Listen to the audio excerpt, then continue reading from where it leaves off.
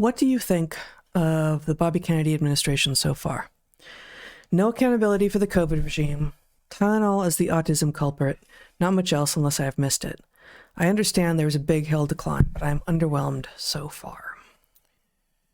Well, as I said on Rogan and got clipped, I'm watching good people having to horse trade, having their energies drained in order to be able to do some good. And you can certainly imagine you are in their shoes. You find yourself in Washington. You have big ideas about what you're going to do. Somebody says, not so fast. You're going to have to scale that way back. And you say, why? I'm the secretary of HHS. And they say, that's not how it works.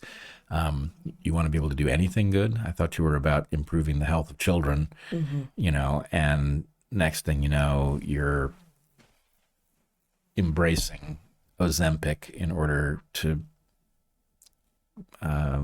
get the mRNA shots so they're no longer being recommended for children and pregnant women or something like that. Did he embrace Ozempic? Yeah. I didn't know that. Yeah, it's frightening because he knows better. I mean, I don't even want to say he knows better. He probably knows better than we do how dangerous this is. And yet, formally, he is talking about the good that it will do for the country. Right. And, I had no idea. When you look at someone like Bobby Kennedy in a situation like this, saying things like that, think, there but for the grace of God, go I. All right. What would you do if the point is, well, we can keep injecting kids with mRNA and robbing them of life, or we can do something about that, but you're not going to be able to take the mRNA shots off the market. You're not going to be able to block other mRNA shots from being brought onto the market, and you're going to have to accept Ozempic as the savior drug. What do you do? Yeah. So I'm not saying, look, I don't have inside information. I haven't asked Bobby to explain how he could possibly say that, because at some level... It's a terrible question. Well, I mean, given that you know him to be a good human being. Yeah. Who is doing an impossible job. Yep. What answer could come back that would be coherent? In real time, like maybe 5 years from now. Like, what was that? Right. Write the story. Yeah. But... So anyway, I do wonder about the Tylenol causing autism thing. Yeah. I mean, I just feel like it could be a lot of things, right? So you mean that story could be a lot? That story could be a lot of things. There's brouhaha in all the circles, right? Like, come on. Those of us who are MAHA types, no, it's not the Tylenol, it's the vaccines. Okay, but really it's just the vaccines. Are we sure it's the vaccines? Is it all the vaccines? Is it definitely not also Tylenol? So, could just the story itself be partially true? Yes. Could it be a number of sort of false flags to direct the public one way so that they can then come back and, outmaneuver on the other side? Having talked about Tylenol in this way, when actually it's been common knowledge in some circles for decades how dangerous Tylenol is, to come back with, a broader, like, actually check it out. All the things you thought were safe are dangerous. So, of course, the things that we have no reason to already think are safe are likely to be dangerous. Is it a way of, making a scared New York Times reading public calm down on, like, oh, he hates all vaccines, and get really worried about Tylenol? Like, I don't know. I can't. There are a number of possible things, none of which quite make sense in terms of why this would have been the story to break. Well, I think but it seems intentional, right? Like, I think the timing is distracting, which doesn't mean the story is untrue.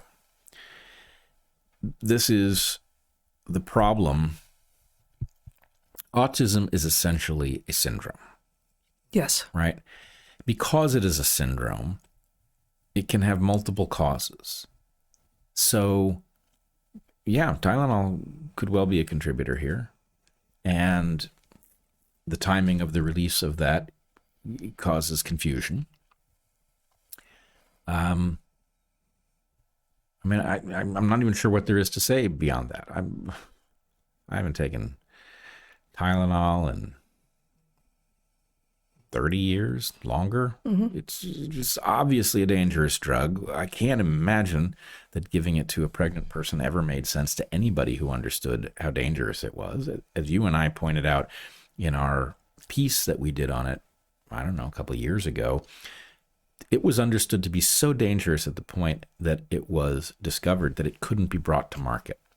It's a highly dangerous drug, made more dangerous by things like alcohol consumption, which changes the way the liver processes it. So anyway, it's weird to watch that story show up with the word autism in it. Okay. Yeah. Highly dangerous drug. Okay. What does that mean? It means massively disruptive. Would a massively disruptive drug given to a pregnant woman or a child potentially disrupt development? Totally plausible as far as I'm concerned. Yep. So, you know, the fact that it's showing up right now does feel like, hey, look over there. Yeah. Would I put it past them? Oh, I wouldn't. Right? That seems like exactly. But hey, look over there and what? Get everyone confused. Like, I don't feel like that story thrilled anyone. Like, it pissed off people on all sides of all of the issues, be they, you know, health freedom people or orthodox, I believe everything the doctor says people. Like, everyone was like, what is that now? Yeah, but Even those of us who are like, maybe. Yeah, Tylenol's dangerous, could be. But I don't know. I mean, I could see it many different ways. Tylenol. What are the chances that if you are not a very concerned, very aware person, that you have given your kid Tylenol? Pretty high. yes. That puts you in a different position than vaccines.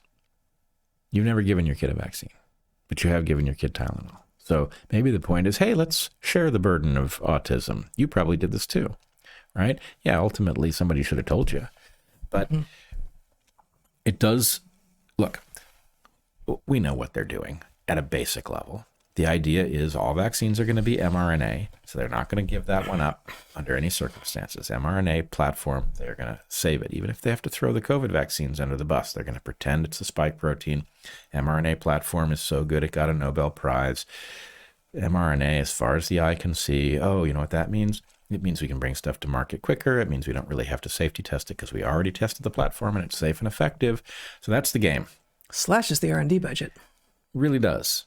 Yeah, all you just type in the antigen and Easy peasy. off to the races. So, okay, so they're sort of hanging on to their traditional vaccine platform, but they know it's not their long-term plan. So they need to throw up a bunch of dust so that the blame doesn't get pinned on them for delivering a concoction that they knew did this damage.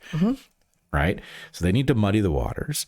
Tylenol does a good job of muddying the waters. Tylenol is a generic drug at this point. Yes, that's the proper name for acetaminophen, but, you know, it's nobody's cash cow at this point. So anyway, you can imagine, okay, gentlemen, you know, how are we going to minimally disrupt our business model in light of the fact that the public has gotten wise to the fact that the COVID vaccines were a disaster and that the childhood vaccine schedule actually has huge downsides?